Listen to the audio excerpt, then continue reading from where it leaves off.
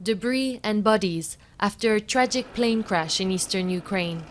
Malaysia Airlines flight MH17 was heading from Amsterdam to Kuala Lumpur with 298 people on board.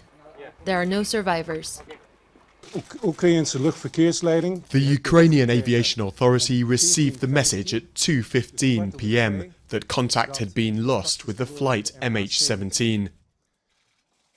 The aircraft was at that time 30 kilometers from Tokmak, about 50 kilometers from the Russian-Ukrainian border. The incident took place in Ukraine's troubled east, where the army is fighting a pro-Russian insurgency.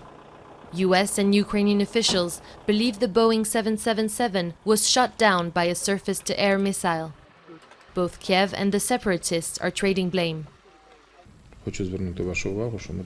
I would like to stress the point that this incident is not a catastrophe. It is a terrorist act. It's not a disaster. It is a heinous crime by the regime in Kiev. Obviously, this aircraft was shot down.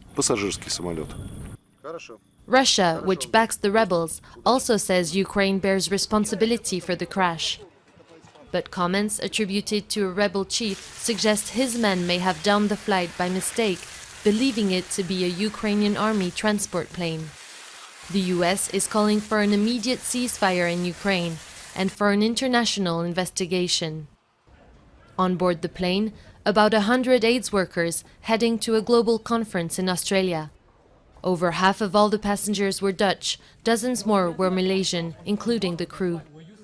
We just want to know the name list only. We can confirm, we don't need to wait here. We also cannot do anything waiting here. We just want to know the name list. The crash is a fresh blow to Malaysia Airlines after the disappearance of flight MH17 in March. Questions are being raised over why the jet was flying over an active war zone, even if the flight route was declared safe by global regulators. A truly international tragedy with potentially huge geopolitical implications.